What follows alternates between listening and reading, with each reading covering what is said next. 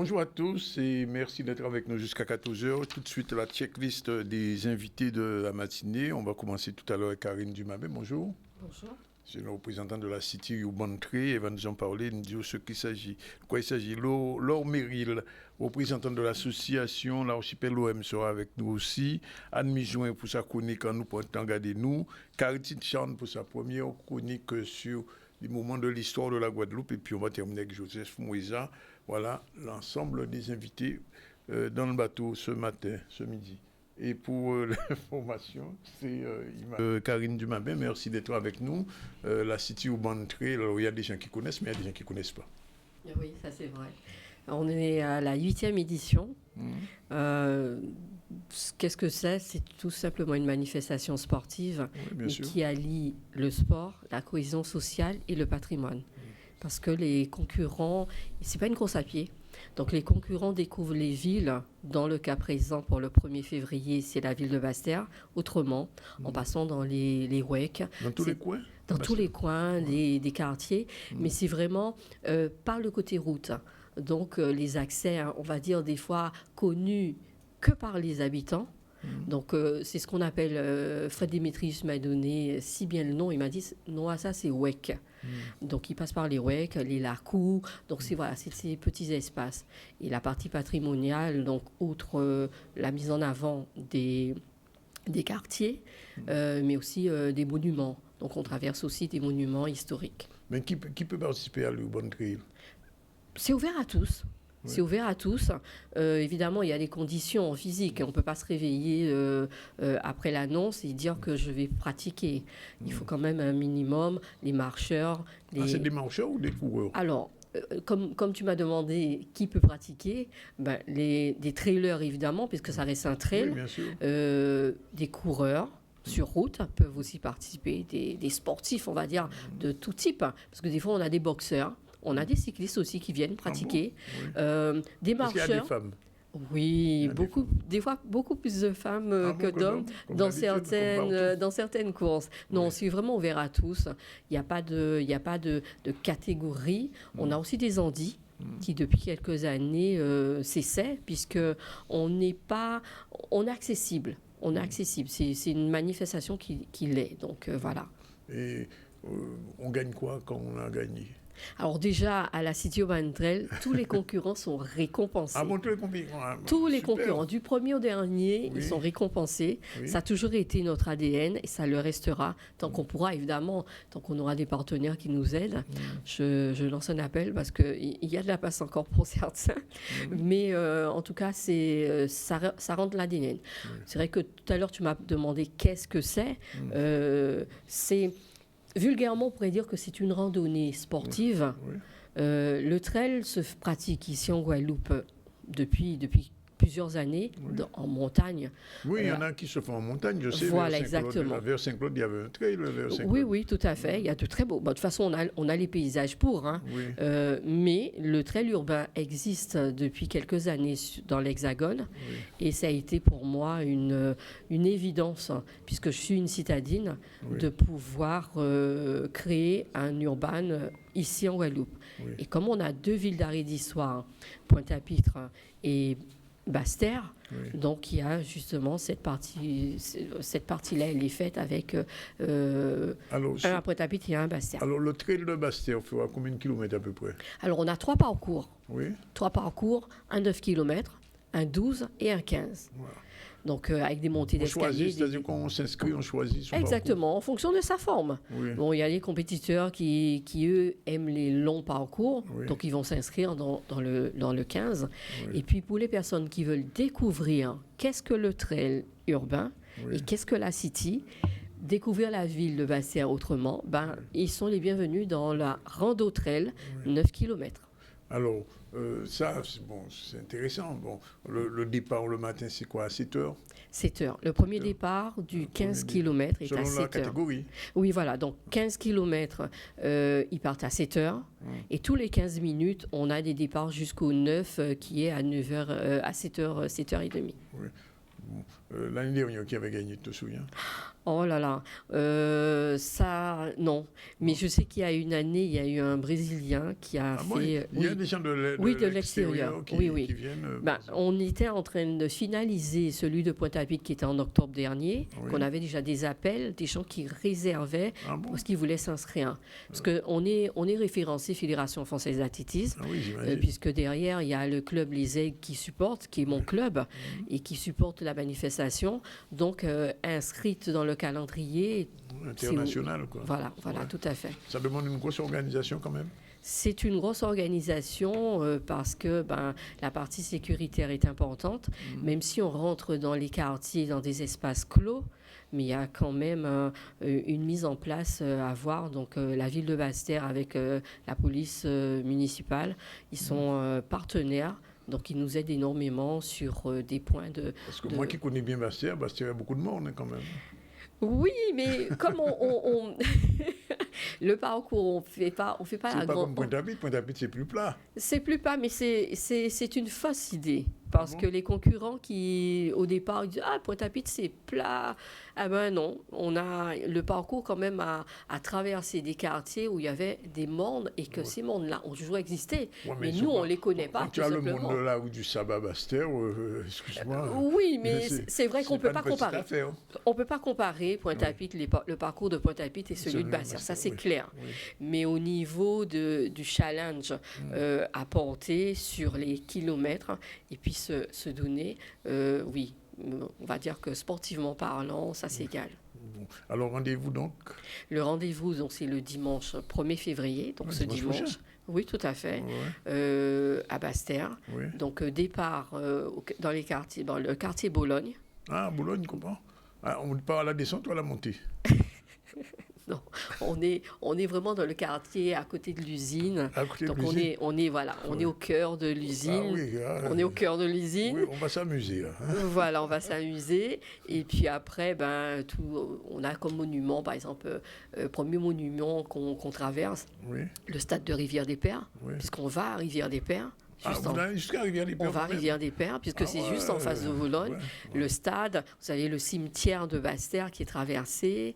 On a le marché, le jardin botanique. Sous le boulevard, jusqu'au Crédit Agricole, par là, on passe par là. Non. Alors, les grands axes, tu oublies.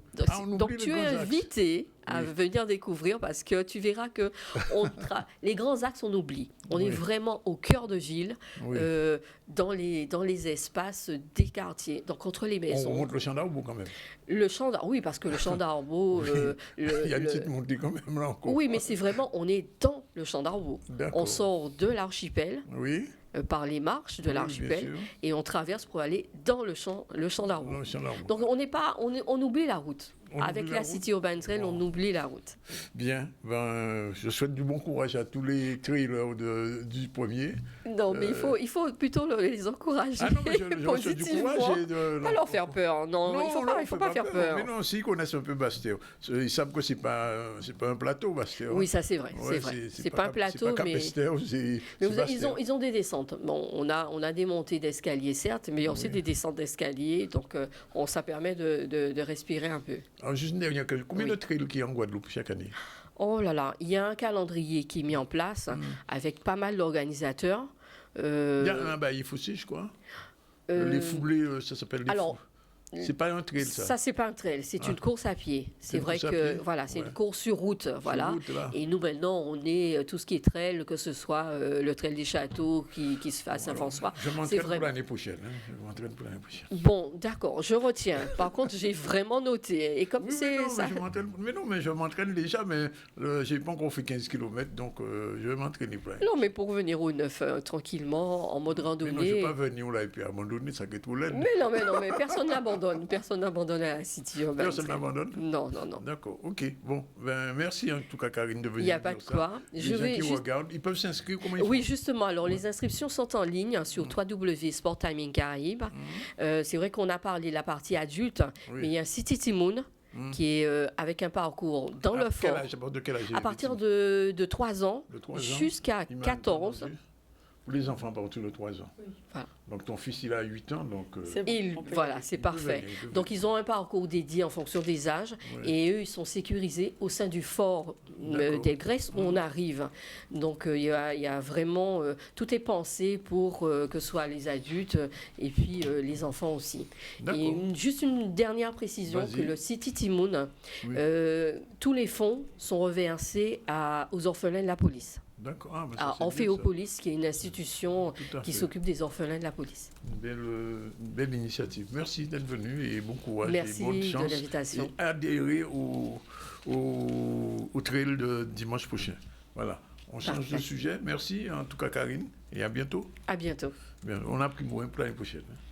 Oui, c'est ça. Ah non, mais de toute façon, c'est noté, donc je viendrai, je ferai faire un sitting là pour chercher tout le monde. Mais je me l'ai qui Bon, alors, on va changer de sujet puisqu'on va parler d'un Pongal qui va aller le 31. Bonjour, Madame Meryl, c'est bien ça, Laura Meryl, bien sûr, l'association Archipel OM. Pourquoi OM? Ça fait comme un club de football. Alors, il faut savoir que homme, déjà, c'est un signe de paix. Je ne sais pas si vous voyez le 3D, c'est ça. Oui, c'est homme, avec un petit truc là. C'est ça, ça vient de là, c'est ça. Ouais. Donc voilà, après Archipel Homme, c'est une association qui a été créée en 2014 à Saint-Claude. Donc la présidente, c'est Élodie Giraud-Girard-Vatilingon. En fait, cette association met en avant la culture créole, indienne et orientale, en fait, qui rayonne et majoritairement donc, sur le sud Basse-Terre. Le logo, il est beau. Voilà, c'est ça. Et le homme, le fameux homme, voilà, le 3D. Alors, donc c'est la fête du Pongal. Alors, il y a des gens qui connaissent le Pongal, c'est la fête une fête de l'agriculture très ancienne chez les Indo-Guadeloupéens, chez les Indiens.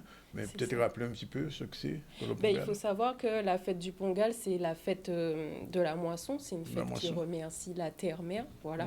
Et il faut savoir que c'est célébré depuis 2018 par l'association en lien avec le CGPLI, qui a restauré en fait cet héritage que nous avons depuis des années et qui est en fait très important du coup pour Archipel Homme, l'association que je représente, parce qu'en fait elle fait sens tout simplement avec notre histoire. C'est la seule fête en réalité de congé qui est autorisée pour les premiers travailleurs indiens dans leur contrat.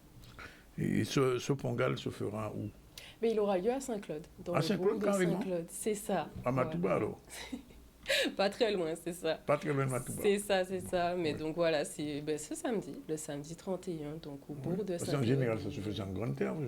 C'est ça, mais il faut savoir qu'on a des Indiens sur la Basse-Terre. Ah non, mais ça, l'objectif, c'est de... En fait, on diversifie, vous voyez. L'objectif, c'est de vraiment mettre en avant aussi sur le sud Basse-Terre, en fait, le rayonnement qui existe. D'accord. Alors, si le 31, samedi prochain, alors concrètement, comment ça va être mis en place? Il faut savoir qu'en fait, il y a un réel programme qui est mis en place. Donc, ça a lieu déjà de 9h à 14h.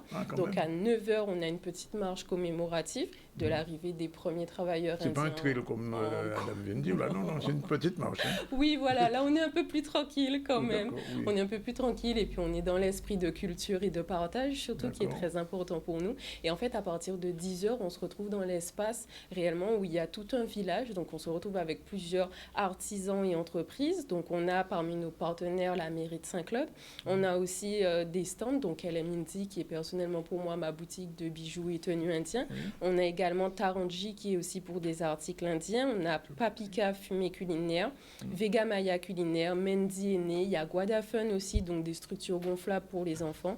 Et même un institut ayurvédique en Guadeloupe qui propose un bilan de santé et d'accompagnement vers la bonne santé et le bien-être, avec bien sûr d'autres associations partenaires, puisqu'on a les Amis de l'Inde, le CGPLI et Talranga aussi. D'accord. Donc, de 9h à 14h, à quel moment il y a la partie cérémonielle du Pongal? Parce que sur le Pongal, on fait cuire quelque chose. C'est ça, on fait cuire le riz, c'est ça. En fait, elle se fait essentiellement au moment du village, quoi, sur la tranche horaire, c'est ça. Sur la tranche horaire de 10h à 14h, il faut savoir aussi qu'il y aura des danses, puisqu'Archipel Homme... Il faut que ça fasse le banane? Non. Non, mais il faut savoir qu'Archipel a aussi une association de danse, Bavani, qui a été créée. Et donc, du coup, en fait, elle propose des cours de danse. Donc, il faut savoir tant pour les petits que pour les grands, c'est ça. Donc, il y a des cours de danse le jeudi pour les enfants et le vendredi également. Donc, tant à Saint-Claude et le vendredi, je sais que c'est également à Capesterre. Et en fait, elle propose justement les cours de danse. Donc, il faudra venir, en fait, regarder ce magnifique spectacle de danse. Alors, j'allais vous poser une question. Est-ce que vous connaissez la dame qui est à côté de moi là? De vue. De vue seulement? De vue seulement. Alors, cette dame-là, elle fait de la danse orientale. Alors, juste pour approfondir les choses, alors Elodie fera partie du festival Karukira Rax j'organise, qui aura lieu en février. C'est déjà fait. Donc, Elodie sera là en danse Odyssey sur le vendredi 20 février. Oui. Donc, il faut savoir que le Karukira Rax Festival, ça parle de danse orientale, danse indienne et de nos cultures, de la diversité. Et voilà, c'est juste ma parenthèse pour dire. Vous avez l'information, donc notez ça pour le 20 février, il y aura le Karukira Rax Festival. Voilà, qui se fera avec de la danse orientale. C'est une spécialiste de danse orientale, cette dame, vous voyez là. C'est bien. Vous voyez, il n'y a pas d'hasard dans la vie. Hein. C'est ça, tout à fait. Il y a toujours des mantras qui font qu'à un moment donné, on doit rencontrer. Bon, alors le rendez-vous, donc samedi à partir de 9h. Comme vous avez dit, petite marche, ouverture du village à 10h. Alors, le village, concrètement, sera où? Il sera au bourg. Où? C'est ça, au bourg de Saint-Claude. Au bourg? Oui, c'est ça. Après, en fait, le début de la marche fait une procession qui nous amène justement tous ensemble jusqu'à ce village. Bon, voilà. Bon, on pourra quand même manger quelque chose. Bien sûr. En plus, il y a même des stands qui vont vous proposer des spécialités. Des spécialités de Guadeloupe. C'est ça, c'est ça. Bon, on va voir ça. Bon, le rendez-vous est pris. Et puis, il y a de la musique quand même. Bien sûr. Oui. De la musique, de la danse. L'objectif, c'est vraiment de partager tous ensemble et de s'amuser. Bon, il faut être là.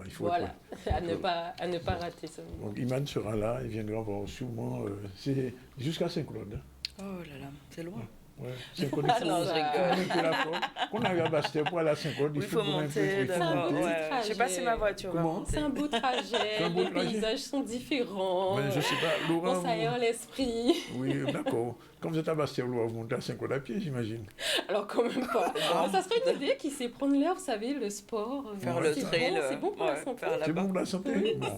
Et puis à Saint-Claude, on respire un bon air. C'est ça. D'accord, je sais. Bon. Bien, on a pris mot pour cette manifestation et puis le rendez-vous est pris et on espère que ça va bien se passer, qu'il n'y aura pas de pluie. On l'espère. Parce qu'à Saint-Claude aussi... Non, en général, sur la plupart des manifestations qu'on réalise, il ne pleut pas. C'est un vrai fait, il ne pleut pas. Bon, pendant nos manifestations. Dites à Shiva de ne pas envoyer de la pluie. Hein. Bon, c'est dit, ok. Merci d'être venu. Merci. Et puis le rendez-vous est pris, on va le rappeler d'ici jeudi, vendredi, on va le rappeler avec votre flyer et puis on souhaite bonne chance à cette manifestation. Merci.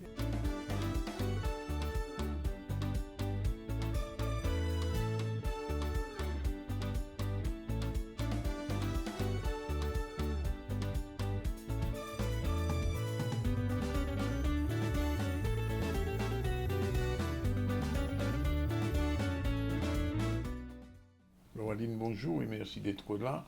Et donc, on est en plein jour, mais il faut parler de la vision de nuit. Exactement. La vision et la conduite.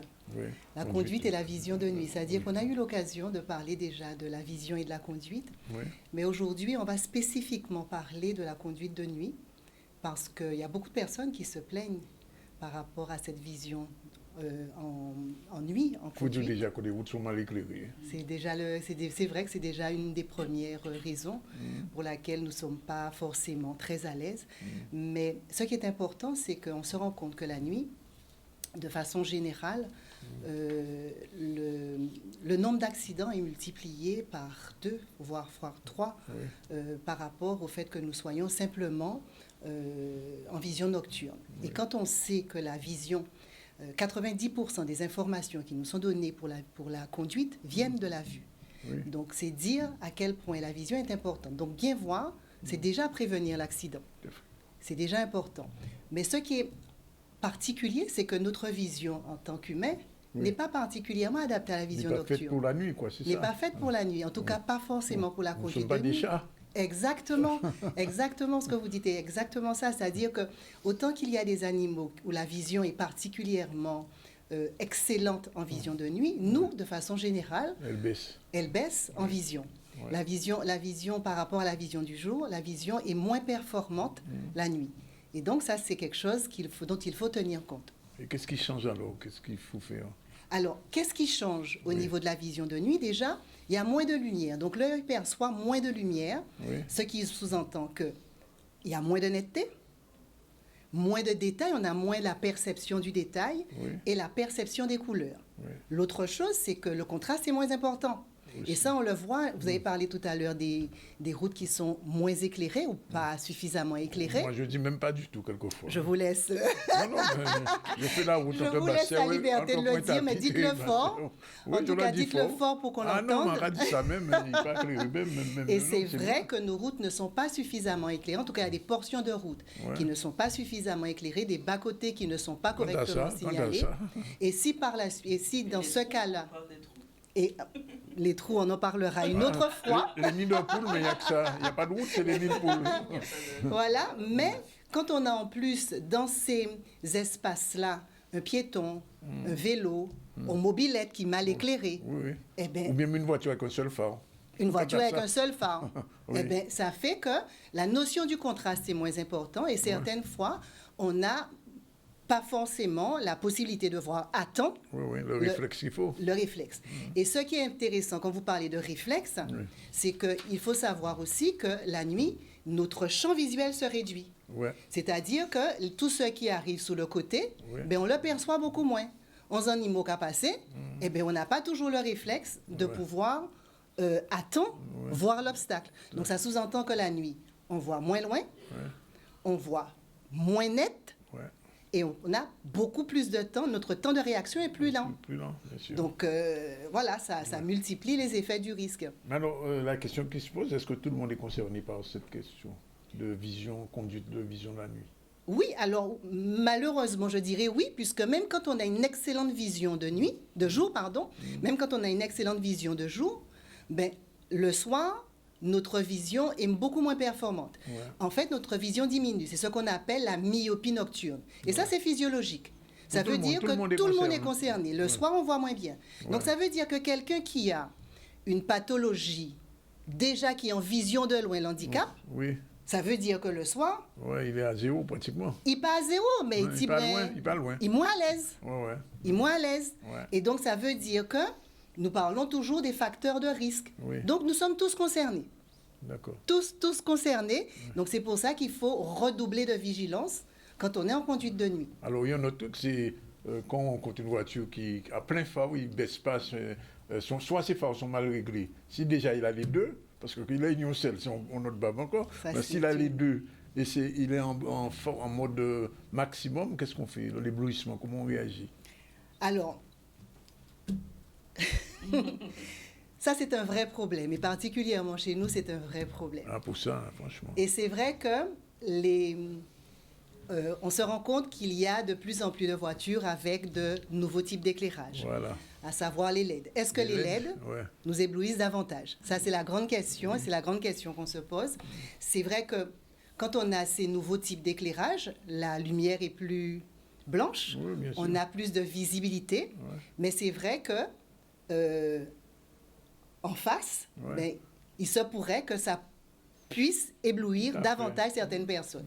Et je pense particulièrement aux personnes âgées ou aux personnes qui sont mal corrigées. Tout à fait. C'est-à-dire qui n'ont pas une bonne vision. Mais je ne vais pas non plus incriminer tous les nouveaux véhicules. Les véhicules récents, pourquoi? Parce que les constructeurs sont quand même soumis à des règles strictes en termes de lumens. Et quand on parle de lumens, les lumens, c'est la mesure de la quantité de lumière. Et de façon générale, la plupart des nouveaux véhicules sont équipés de lumière, certes LED, mais qui correspondent aux normes de la réglementation européenne. Cependant, et c'est là où il faut pointer du doigt cette nouvelle tendance, on remarque qu'il y a de plus en plus de propriétaires de véhicules qui changent eux-mêmes leurs lampes. Voilà. Qui changent eux-mêmes leurs lampes. Et par souci d'économie, qui vont prendre des lampes moins chères. Donc forcément, qui ne respectent pas toujours La réglementation. La réglementation, donc depuis 2024, ils ont validé au niveau européen que chaque lampe devrait avoir à peu près 2000 lumens. Comme je vous dis, le lumen, c'est la quantité, l'intensité de la lumière. L'intensité de la lumière. Mais souvent, ces lampes-là dépassent de très loin cette quantité-là. Ce qui fait que forcément, ça peut provoquer des éblouissements importants. Notre œil, le soir, on a vu vous avez parlé tout à l'heure du chat. Vous voyez que généralement, le chat, quand il arrive le soir, vous voyez que sa pupille se dilate et qu'elle devient toute ronde. Tout à fait. Alors, notre pupille ne se dilate pas de façon aussi importante que le chat, mais la pupille humaine se dilate aussi, donc devient un petit peu plus grande, de manière à laisser pénétrer un maximum de lumière. Oui. Là, au cas croisé, on voici qui a un coup de phare. Et que votre rétine est impactée de manière brutale.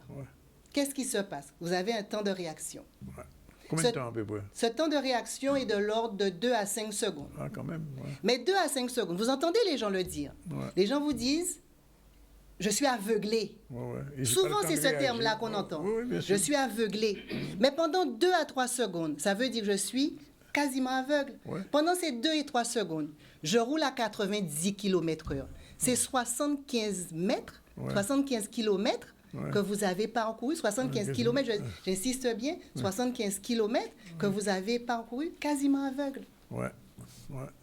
Donc, ça veut dire que l'éblouissement n'est pas qu'un problème gênant, ça peut être aussi un problème, un risque particulier. Bien sûr, bien sûr. Ce qui va aggraver la notion d'éblouissement, ce sont des choses aussi, au-delà de la partie des lumières, des routes moins éclairées, c'est notre pare-brise qui n'est pas toujours propre. Aussi. Nos rétros, intérieurs, extérieurs, qui ne sont pas toujours propres. Aussi. Je suis opticienne. On ne parle même pas de la pluie. Et je ne parle même pas de la pluie, qui surajoute à tous ces problèmes d'éblouissement et d'inconfort, surtout la nuit. Je suis opticienne, donc je suis obligée de parler de lunettes. Ah ben oui. Et malheureusement, je vois parfois des lunettes, qui ne sont pas toujours nettoyées, quand les verres sont de qualité, mais souvent les verres peuvent être rayés, les traitements peuvent être abîmés, les anti-reflets ne sont pas toujours corrects, et par souci d'économie, ou parce qu'on n'a pas ni temps, ou parce qu'on n'a pas ni temps, ou parce qu'on n'a pensé, on n'a songé, on porte des lunettes pendant un certain temps qui ne sont pas adaptées. Certaines fois, on a une correction, on ne la met pas. Par souci de coquetterie, ou par souci de j'ai oublié mes lunettes sont cassées. Ou bien on s'est assis dessus. On s'est assis dessus, mais on prend le temps d'arriver ou chez l'ophtalmo ou chez l'opticien. Donc une vision non corrigée, mal corrigée, est aussi un élément qui va augmenter ce souci, ou dans tout cas cette sensation d'éblouissement. Les autres choses, c'est tout ce qui est fatigue, alcool. Oui, bien sûr. Alcool, tout ce qui est produit illicite qu'on peut être amené à consommer et la vitesse. Donc, tous ces éléments-là... Et la fatigue aussi. La fatigue, j'en ai parlé, effectivement, la fatigue, qui est un élément, qui est un facteur qui est important, qu'on ne mesure pas toujours, parce qu'on ne mesure pas toujours son état de fatigue, ou toujours n'est arrivé, ou qu'est arrivé. Mais tous ces éléments-là, mis bout à bout l'un à l'autre, peuvent être des risques importants, surtout de nuit. Alors, quelle est la réponse de l'opticienne? C'est ça qui m'intéresse maintenant. Qu'en proposez-moi? Oui, quelle est la réponse de l'opticienne? La réponse de l'opticienne, c'est d'abord de vous mettre face à ce problème-là. C'est-à-dire, quand on reçoit un client au magasin, la première des choses, c'est qu'on va prendre le temps de discuter avec le client. On va prendre le temps déjà de lui demander tout simplement la question toute simple, est-ce que vous vous sentez à l'aise en conduite de nuit? Souvent, les gens n'osent pas souvent en parler. On parle du choix de monture, on parle d'un certain nombre de choses, mais on ne pense pas souvent à souligner ce problème d'éblouissement ou d'inconfort la nuit. Donc, la première chose que l'opticien fera, c'est déjà de savoir comment vous vous comportez la nuit, comment votre vision, comment vous vous adaptez à votre vision la nuit. Donc, c'est la première chose. Les solutions, elles sont là. Les solutions, déjà, c'est en matière de choix de monture. On va vous choisir une monture qui sera adaptée, qui vous permettra d'avoir un champ suffisamment grand. On va faire le choix des verres avec vous. Les verres seront adaptés à votre activité. Les verres seront adaptés à votre sensibilité, à votre pathologie. Et à ce moment-là, on saura quel type de verre, surtout quand il s'agit de verres progressifs. On mettra des verres qui vous permettent d'avoir le champ le plus large possible, qui vous permettent d'avoir des temps de réaction qui sont très rapides. Et naturellement, nous allons particulièrement toucher tout ce qui est traitement. C'est-à-dire vous conseiller sur les traitements. Et aujourd'hui, nos fournisseurs nous proposent des verres avec des traitements qui sont particulièrement adaptés à cette conduite de nuit. Donc des anti-reflets qui apportent du contraste, qui apportent de la transparence et qui vous permettent d'avoir ce fameux temps de réaction le plus court possible.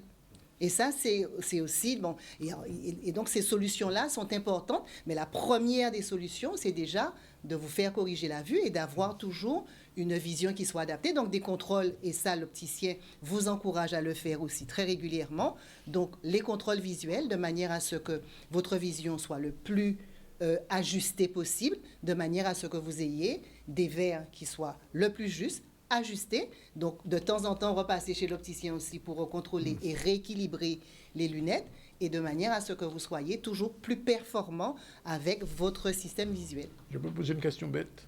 Il n'y a pas de question bête. Bon. Alors, est-ce qu'on peut prendre des lunettes de soleil pour conduire la nuit? Alors, beaucoup tentent de le faire et c'est totalement déconseillé. Des lunettes de soleil, c'est pour le soleil. D'accord. Pourquoi? Parce qu'on parlait de contraste. Ça veut dire que quand vous allez porter des lunettes de soleil, vous diminuez la quantité de lumière qui rentre dans l'œil de façon très considérable. Donc, ça veut dire que vous diminuez votre contraste. Et donc, ce dont on parlait tout à l'heure, cette notion de vision par rapport au bas-côté, de lumière, de pouvoir ajuster, de réagir. Quand vous mettez des lunettes de soleil, certes, ça vous permet d'être moins ébloui par certains phares, mais ça vous fait perdre trop d'informations en termes de conduite et qui peuvent être préjudiciables dans le cadre de votre conduite. Oui. C'est les lunettes jaunes alors qu'il faut. Alors, il y a beaucoup de personnes qui vont effectivement vers ce type de lunettes, le type de lunettes jaunes. Ça peut être une solution, mais ce n'est pas la solution en soi.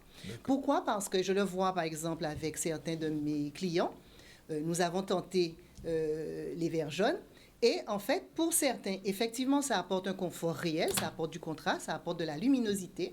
Mais pour d'autres personnes, au contraire, ça les met en défaveur parce qu'ils estiment que la coloration, la petite coloration qu'il y a est trop importante et diminue leur contraste. Et pour certains, ça n'apporte absolument rien. Donc, la solution que nous avons, nous, au magasin, et en fait, ça, ce n'est que vous qui pouvez en juger en termes de sensations. Et chaque personne va réagir de manière différente. Donc, nous, en magasin, ce que nous préconisons, quand vous avez ce problème-là, on propose, par exemple, des petits systèmes de face relevables qu'on ajuste au niveau donc, de la monture, que vous clipsez sous la monture. Ce sont des faces relevables qui vous permettent de tenter, en fait, d'expérimenter la couleur jaune en soirée. Et à ce moment-là, vous pouvez voir si vous... Attendez, hop, voilà. Donc, le vert jaune. Voilà, on le voit bien ici.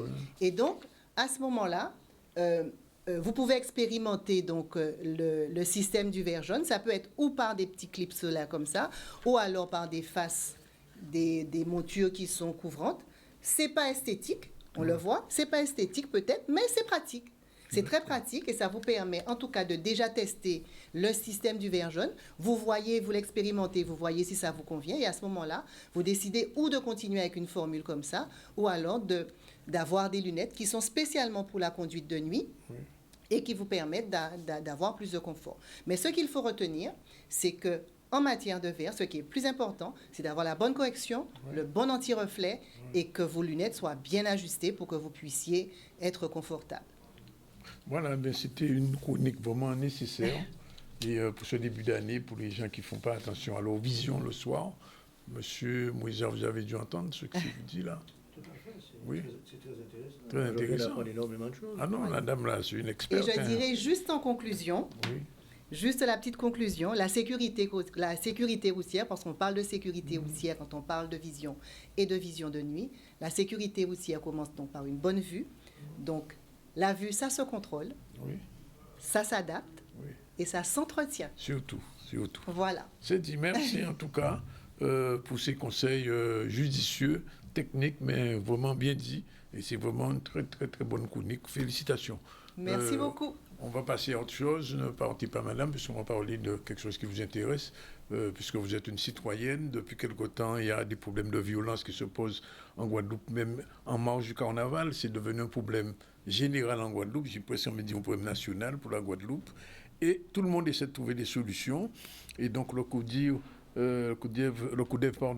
que dirige M. Moïsa, a lancé une initiative avec les groupes du carnaval depuis samedi dernier. Et donc, il va nous dire exactement où on en est de ce processus. Effectivement, le CODEV, aujourd'hui, à l'instar de ce qui se passe dans notre pays, ce qui est vraiment déplorable, c'est cette puissance et cette montée de la violence. Donc le CODEV a décidé de porter aussi sa contribution. Et comme nous sommes une période de carnaval, et le rôle même du CODEV, c'est effectivement de permettre à la population aujourd'hui de s'exprimer, permettre à la population d'être au fait de ce qui se passe.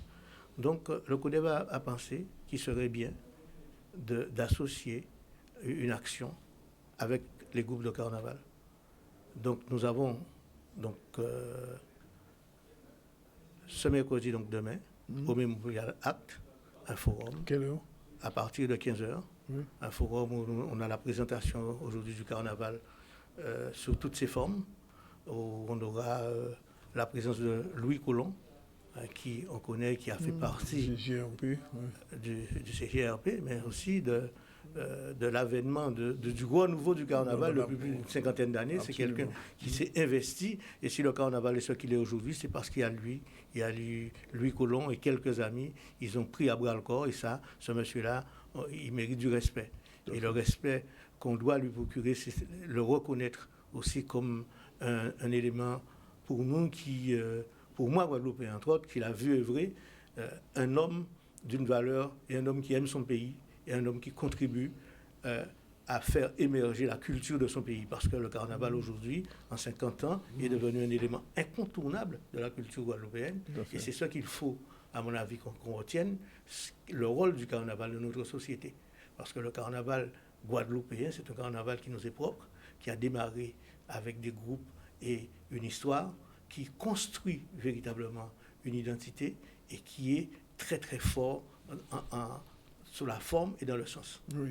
Donc c'est pour ça qu'aujourd'hui, le CODEV donc, intervient dans le cadre de la semaine de la démocratie participative avec un pan qui est de notre culture, qui est le carnaval, et puis démontrer à la population qu'aujourd'hui, que le carnaval, au-delà même de l'aspect festif, a aussi un aspect culturel, mais un aspect aujourd'hui de regard sur la société.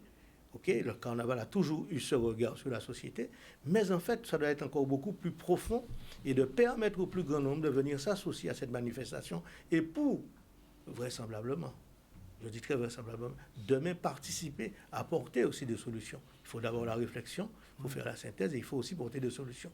Parce que la Guadeloupe, c'est en nous, certes, mais il faut que nous nous occupions d'elle aussi. Absolument. Voilà. Mais alors, les groupes de carnaval, qui ont réagi, ont fait proposition à ça? Bon, les groupes de carnaval, on a eu contact avec quelques groupes de carnaval. Mais ni des groupes de carnaval, nous t'ai parlé au départ de mettre des prix à numéro. Je dis non.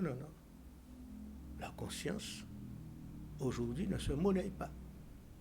Là, c'est la conscience guadeloupéenne qui doit construire véritablement une réflexion là-dessus, ça ne se monnaie pas. Si vous avez des lots particuliers à nous donner, on est preneur. Mais dire qu'on va mettre un prix X, non. Ça ne nous intéresse pas à ce niveau-là. Nous avons eu des groupes. Certes, il y aura toujours qui auront aussi d'autres visions. Mais ce que nous avons retenu, c'est qu'il y a beaucoup, et notamment des comités de carnaval, qui aujourd'hui sont entrés dans une démarche en disant bon, c'est une démarche citoyenne que nous avons, c'est une obligation que nous avons. Au-delà de la démocratie même, c'est quelque chose qui nous appartient et que nous devons tous participer. Parce que ce qui se passe en ce moment intéresse tout le monde et interpelle tout le monde.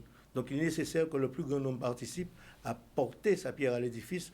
Et puis aujourd'hui, c'est dénoncer la violence, mais aussi demain, c'est construire un raisonnement, c'est construire une morale. C'est construire des éléments qui peuvent permettre à chacun d'avoir un comportement face à ce fléau. Alors, Joseph Moïsa, c'est important ce que vous dites, mais il faut bien que les gens qui nous écoutent font la différence entre la violence et le carnaval. Ce n'est pas le carnaval qui est violent. Ah non, on n'a jamais dit ça. Non, mais parce que on a un moment donné où j'ai préféré la TGZ, il va arrêter carnaval, etc. Donc, il faut bien, Guadeloupéen, bien comprendre qu'il n'y a pas carnaval en nous qui a fait ni violence. En toute façon, même en dehors du carnaval là. Non, c'est-à-dire qu'il faut que. C'est là, carnaval là, qui est prouvé, effectivement, ça a lié en disant à tout le monde, faut nous prendre disposition pour ça pas arriver. Donc, lui-même qui a dénoncé ça. Déjà dans un premier temps, parce qu'un carnaval, son groupe où on a une synergie qui existait, où il y a une créativité qui existait, où il y a mené de l'amusement, certes, mais il y a mené énormément d'autres choses aussi en société là. Mais il y a une réflexion là, toi, carnaval. Contribution à chaque monde qui a dans le groupe, son contribution citoyenne. Oui. C'est-à-dire qu'il y a porté un paquet d'éléments. Et là, on est là, vous avez dénoncé. Et au cas cherchant, parce que chaque cas cherche un thème, il peut chercher un thème, il y a un monde qui peut rester 5 minutes silencieux, son façon de manifester des approbations. Alors, bon, nous seuls nous demander, c'est venir avant un ruban, marrer un bras, et tout le monde a ouvert main, levé main ouvert. Alors, essayez d'imaginer un groupe de 400 personnes, mais à tout le monde lever un ruban dedans, ou prendre ça en photo, ça a une représentation forte. Et c'est ça qui a réuni tout le groupe. C'est ça nous avons demandé au niveau du CODEV pour réunir tout le monde.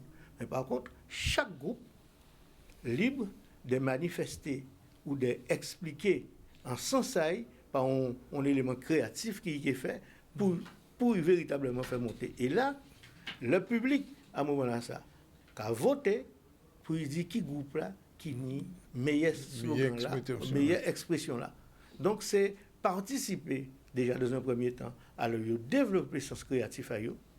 Okay? Et aussi, parallèlement, permettre à tout le monde de répondre si on a boîte Instagram au CODEV, à groupe là, il y a admirer plus là.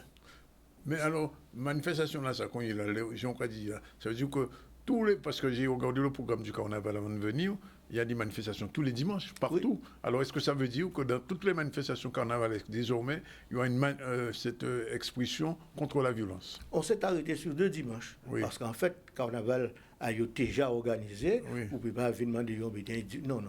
Nous arrivons, nous disons, bon, mais ça nous a pensé. Ils disent, OK, nous avons fait ici dès le 1er dimanche à mois de février. D'accord. Et par contre, premier vidéo dit nous attends. C'est dimanche prochain, c'est premier dimanche. Oui, premier dimanche, c'est dimanche prochain. Premier vidéo dit nous, ça sont l'idée qui est géniale, mais c'est une idée pour nous perpétuer. Si les autres cas font un coup, ça va pas intéresser nous. Ouais. Mais si les autres cas disent nous avons un engagement pour chaque année pour nous orchestrer, pour nous faire avancer et pour nous véritablement porter d'autres éléments complémentaires à ce que nous parfaire et nous mettre encore mieux. On dit mais c'est tout à fait ça parce que c'est quand même c'est carnaval en nous, c'est pays en nous, donc c'est responsabilité en nous. D'accord. Donc tout ça qui est arrivé là, des fois, il faut nous rendre compte aussi, il ne faut pas nous jeter et la pierre à nous, il faut nous dire c'est faute en nous. Parce que si pas ni pas responsable, il n'y a pas de solution. Mais si nous commençons à prendre responsabilité là, nous obligés aussi essayer de trouver des solutions. Et c'est basé à ça. Basé là, c'est réfléchir que chaque monde porte des contributions à et pour nous voir qui gens nous va trouver des solutions. Parce qu'il ne faut pas nous oublier, nous sommes un pays à construire. Ça, on dit ça l'autre jour, c'est que dernière question là, que nous avons l'initiative que moi, c'est qu'à prendre pour ma violence là. Ni ça, vous avez fait là qui bon, qui d'autres monde qui a fait le butin, tandis le conseil départemental, lui aussi, violence dans ça aussi. Donc, à un moment donné, il faut nous sembler quand même. Mais c'est clair. Mais c'est clair. C'est-à-dire qu'en fin de compte, plus qu'il y a une volonté, plus nous que parler de ça, plus nous que réfléchir et plus nous que trouver aussi des solutions. Parce que l'objectif, c'est quoi? Trouver des solutions. L'objectif, c'est quoi? C'est que nous vivions mieux dans la concorde, c'est que nous vivons ensemble mieux, le vivre ensemble pour nous développer davantage. Pays, nous sommes partis à volo. Pourquoi? Parce que nous n'avons pas soucié, nous, d'avoir une organisation au sein d'un pays-là. Genre-là, si nécessité, là, après, quand on a dit, en français, nécessité fait loi, la nécessité qui oblige nous à regrouper nous pour nous trouver solution. Parce que, en société où a régné la violence, son société de terreur, son société de peur, si moun là qui a l'école là, ça nous a influencé. Vous y a sorti en Casorbo, ça va laisser famille à qui nous on influence. Donc, quelque part, régler le problème de la violence en Guadeloupe, c'est régler un problème qui est capital. C'est un problème qui est très, très important, ça. Donc, il faut que tout Guadeloupe prenne conscience que là où il porte pierre à l'édifice, c'est en protection pour vous aussi. Et donc, société là. Mais c'est société là, nous besoin de ça. Parce qu'il y a des temps qu'elle nous prend, qu'on nous dit au CODEV, il allait pour nous occuper des affaires, nous allons laisser trop les choses aller et nous pas qu'à intéresser nous. Et voilà, à CODEV, c'est faire vivre la démocratie participative. Et ça, on va accepter d'être président ça avec des objectifs, c'est développer la démocratie participative davantage. Et l'autre là, c'est intégrer beaucoup plus de jeunes au niveau du CODEV. Parce que l'avenir de la Guadeloupe, c'est jeunesse haïtienne. Et c'est jeunesse haïtienne qui peut dire qui gens nous peut faire la Guadeloupe demain. À part l'argent moins, en cas de la Guadeloupe de demain.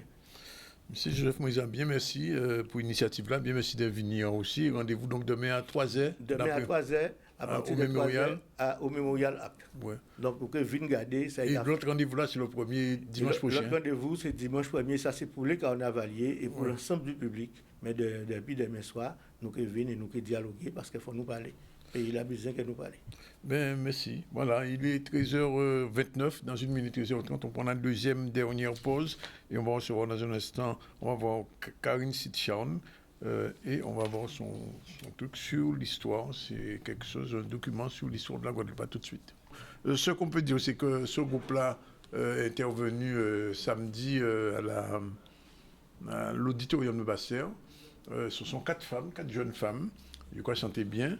Et elles étaient avec notre ami François Ladrizo. Et je peux vous dire que ça a cantonné parce qu'elles sont très dynamiques, elles chantent très bien. Et elles ont pu donner toute la force de leur musique. Mais je pense qu'on va les retrouver dans un instant. Le temps donc de retrouver la vidéo. Et Yann Gepoté-Manev. Et il l'aura dans un instant, on verra les Zebafam. On rappelle donc que dans un instant, on va diffuser l'interview, la chronique de Karine Sitchan. Je vous l'ai dit, qui fait ce soir une conférence au MAC, à partir de 18h30. C'est pas le temps de ça dire là au Chipel, je ne sais pas pourquoi, au MAC. Et c'est sûr, à propos de son ouvrage qu'elle a sorti il y a quelques mois déjà. C'est un ouvrage historique qui est important, qu'il faut avoir lu. Et je pense que les gens seront ce soir. Alors, est-ce qu'on a déjà la vidéo de Zebafam? Si on n'a pas, on va d'abord regarder Karine. Et puis après, on fera les Zebafam dans un instant. Alors, on va rappeler très rapidement que depuis le début, on a reçu, je vous l'ai dit, Karine Dumaben, première Karine. Et ensuite, on a reçu Laure Merrill, qui veut nous parler d'une manifestation de l'archipel Homme. Ce sera à Saint-Claude ce week-end. Aline Mijoin nous a fait une très belle chronique sur la conduite de nuit et les difficultés de la vision si vous ne prenez pas soin de vos yeux, et ça c'est très important, et de vos lunettes. Ensuite, nous avons reçu, il faut le dire aussi, Joseph Moïsa, qui organise demain soir une conférence au Mémorial Act. C'est une façon, avec le CODEV, de mettre en place une sorte de comité contre la violence avec les groupes carnavalesques. Il y en a plein qui ont déjà donné leur accord. Et donc le dimanche 1er février, il y aura donc une première manifestation avec les groupes du carnaval.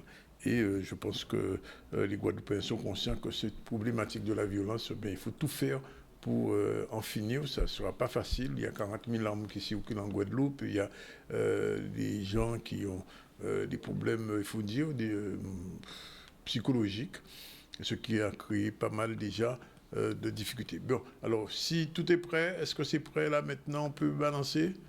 C'est parti.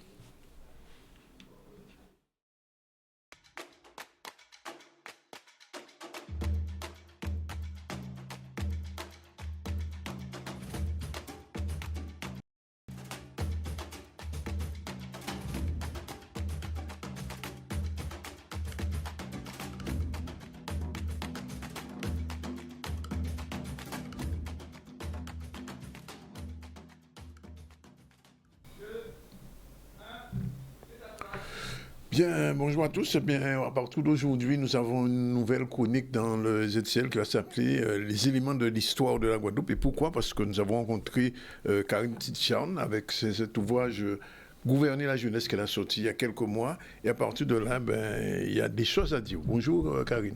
Bonjour tous les téléspectateurs et enchanté d'être sur Canal 10 pour parler d'histoire. Alors merci de la réponse, d'être là. Alors première chose, gouverner la jeunesse, comment l'idée est venue de faire cet ouvrage, d'abord la thèse et puis cet ouvrage?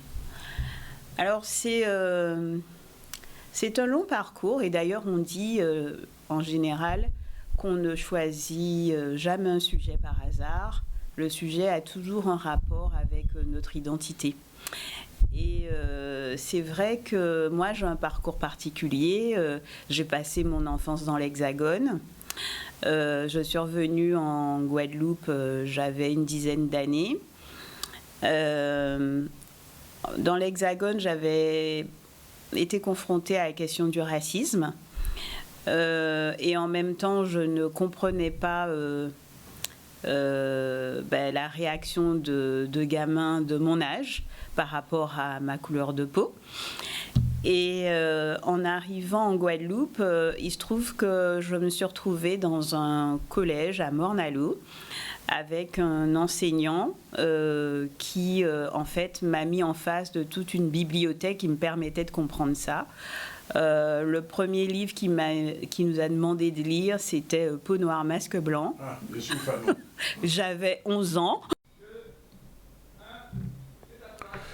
Bien, bonjour à tous. Bien, à partir d'aujourd'hui, nous avons une nouvelle chronique dans le ZCL qui va s'appeler Les éléments de l'histoire de la Guadeloupe. Et pourquoi? Parce que nous avons rencontré Karine Titcharn avec cet ouvrage Gouverner la jeunesse qu'elle a sorti il y a quelques mois. Et à partir de là, il y a des choses à dire. Bonjour Karine.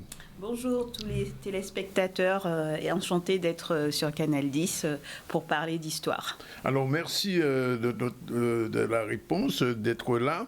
Alors première chose, gouverner la jeunesse, comment l'idée est venue de faire cet ouvrage, d'abord la thèse et puis cet ouvrage? Alors c'est un long parcours et d'ailleurs on dit en général qu'on ne choisit jamais un sujet par hasard. Le sujet a toujours un rapport avec notre identité. Et c'est vrai que moi, j'ai un parcours particulier. J'ai passé mon enfance dans l'Hexagone. Je suis revenue en Guadeloupe, j'avais une dizaine d'années. Dans l'Hexagone, j'avais été confrontée à la question du racisme. Et en même temps, je ne comprenais pas... la réaction de gamins de mon âge par rapport à ma couleur de peau.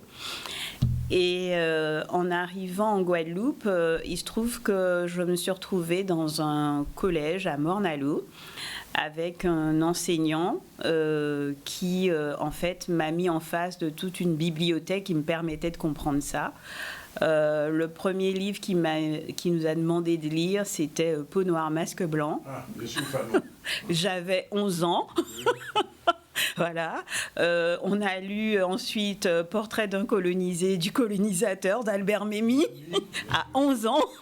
Faut le faire. Ah, oui, vraiment. Voilà. Et donc, en tout cas, le sujet n'est pas venu par ce biais-là, en tout cas, confronter mon identité, mais il est quand même venu...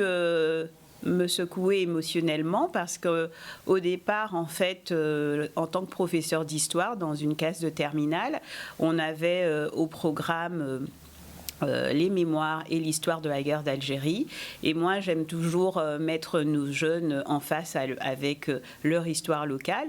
Donc, j'avais contacté une association d'anciens combattants leur demandant de venir parler de leur expérience.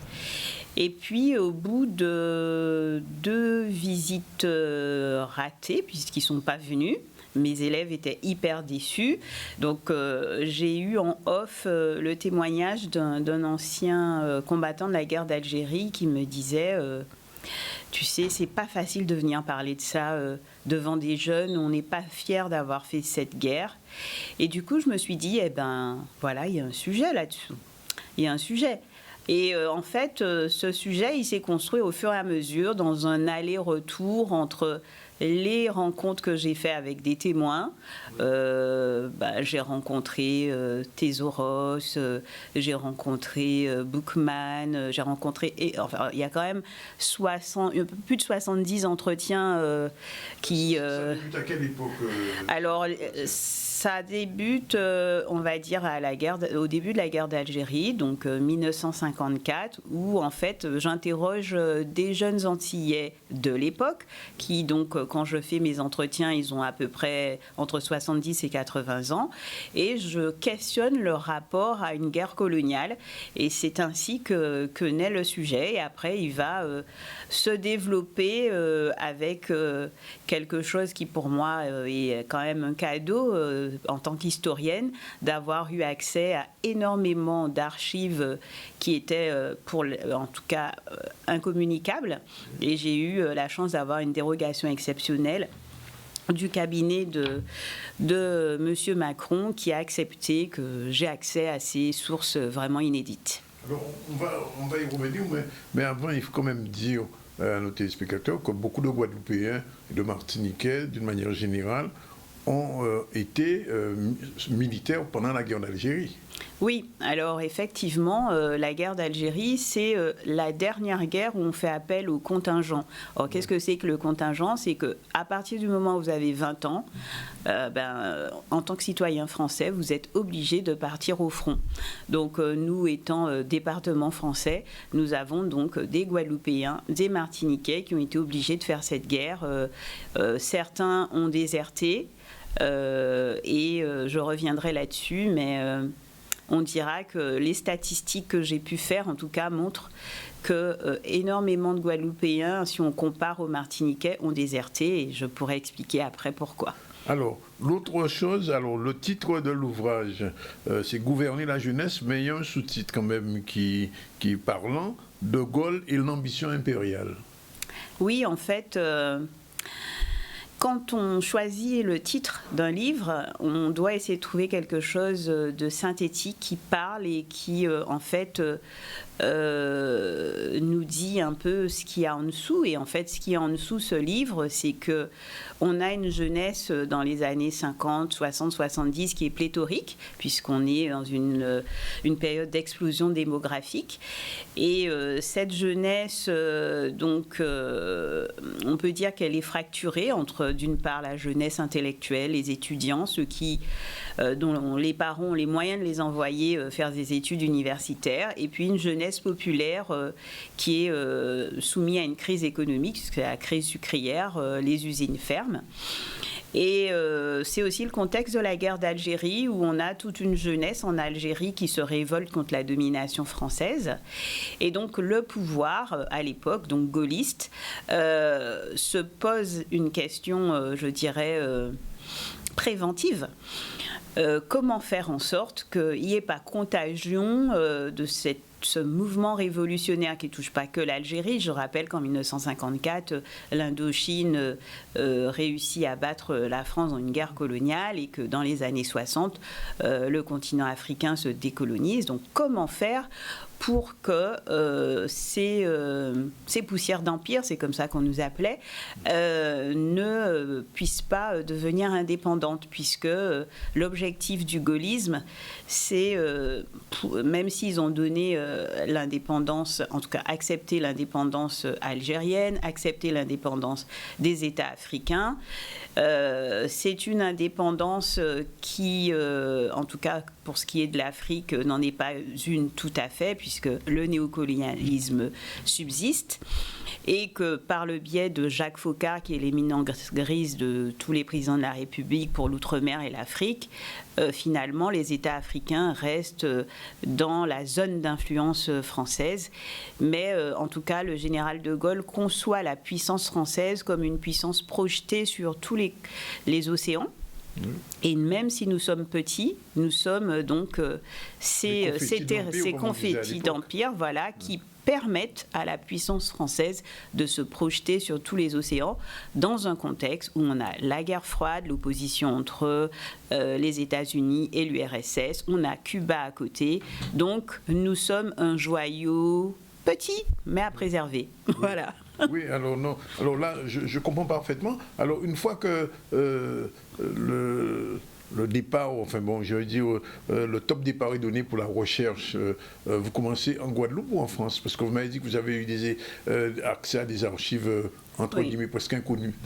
Oui, alors ce travail de thèse, j'avoue que ça a été assez fastidieux parce que je devais naviguer entre l'Hexagone pour les archives de Jacques Faucard auxquelles j'ai eu accès.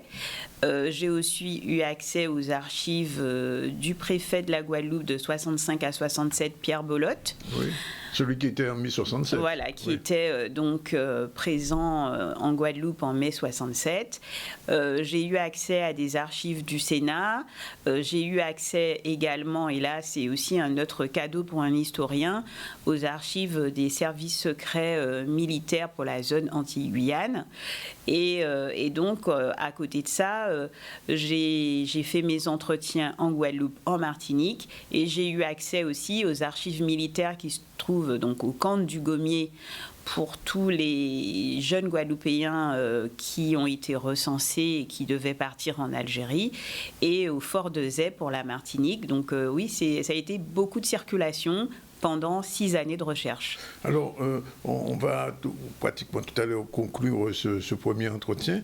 Mais alors, est-ce que la thèse et le bouquin sont identiques ou alors il a fallu, entre guillemets, comme on dit, nettoyer un peu?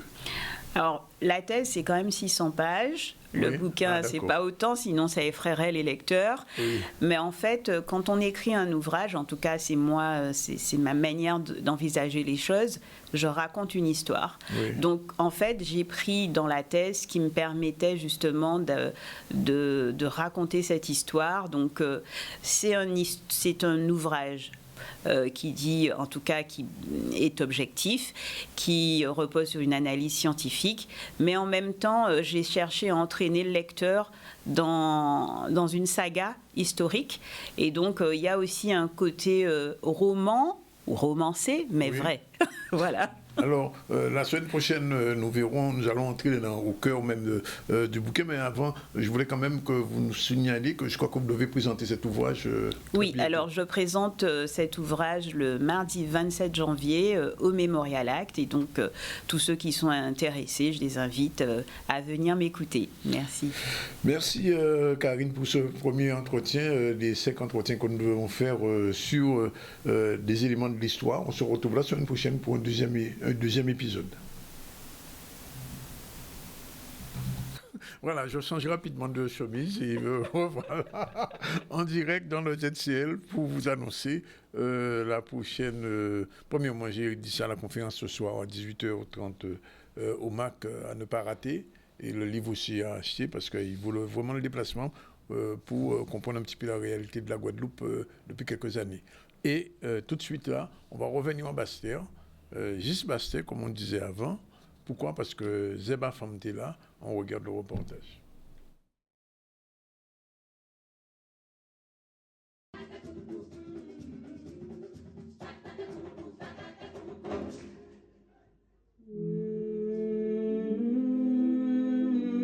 On était à Basse-Terre, à la salle, l'auditorium Basse-Terre. Oui. Le public là pas très nombreux, mais le public là très puissant, avec une belle énergie, et puis ces aides là, ils dégagé, ils fait ça, ils connaissent faire, héritage dans cet aïe, tout n'amayo ils mettaient, tout kilti ils mettaient à bord, et puis ils partagent un bel moment avec le public là. Vous savez, moi quand avant les différents groupes, à faire groupe à fond groupe à non différents, et puis je demande mon projet à Bon Zion, dans le jardin, mais comment il y a qu'à travailler avec un parti c'est pour moi.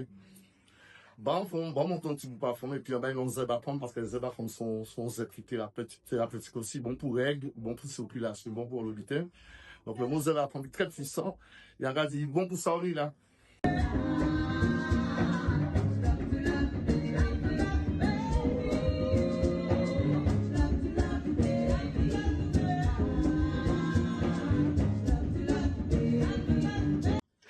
C'est un grand bonheur, hein, de partager ça avec les gens de Basse-Terre.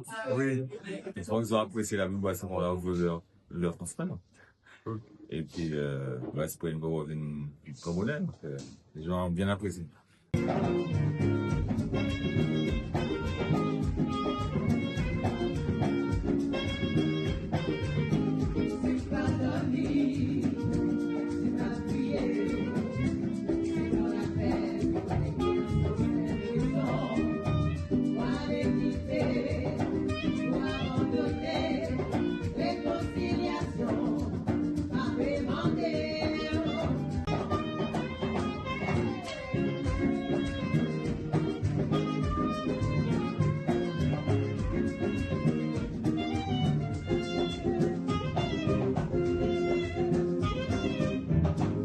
passé un bel moment à l'auditorium Bastère. Le public était en symbiose et nous amusé, nous baillons l'amour et c'était un bel moment.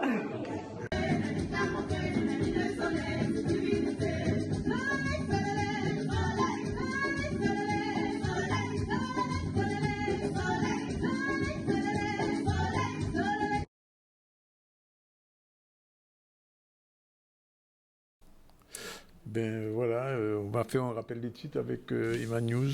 Oui, alors on a parlé de la rentrée du tribunal judiciaire, on a aussi évoqué la sécurité avec cette convention entre le SDIS et la justice. Il était question de carnaval à la Maison Victoire et d'un atelier do it yourself pour développer ses compétences au niveau de l'actualité. Et comme invité, je l'ai dit, on a reçu beaucoup de gens aujourd'hui. Karine Dumabin pour le Urban Tribe qui se fait à Bastère la semaine prochaine, à la fin de la semaine. Laura Méril pour l'association L'Archipel Homme pour une manifestation qui se fait à Saint-Claude. Il y aura c'est un pongal, on tient à indien, mais c'est intéressant que nous connaissions ça, pour le monde qui ne pas connaître. C'est la première fois qu'on voit ça à Saint-Claude, en tout cas. Aline Mijoin pour la conduite le soir, les difficultés et ce qu'il faut faire justement pour bien conduire le soir, faire des lunettes jaunes. Tu savais ça, toi? Pas du tout. Non, tu ne savais pas ça. Beaucoup de gens ne le savaient pas. Donc, mettez des lunettes jaunes à autres pour conduire. Karine Titchan, on a vu. Et Joseph Moïsa pour la conférence qui aura lieu demain au MAC à partir de 15h pour pouvoir parler un petit peu du problème de la violence en Guadeloupe avec les groupes carnavaliers. Voilà. Il bout de plus là, on se retrouve demain à partir de la même heure, c'est-à-dire 12h30 en direct dans le ZCL. Ciao, bye bye. Merci pour la réalisation avec Yann et son équipe. Carretera Rax Festival, du 20 au 22 février en Guadeloupe. La danse qui relie les cultures pour réveiller le féminin et honorer nos racines.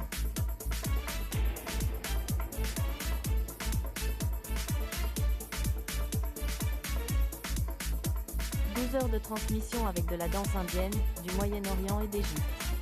Des artistes invités, un grand show multidanse pour célébrer la diversité d'ici et d'ailleurs.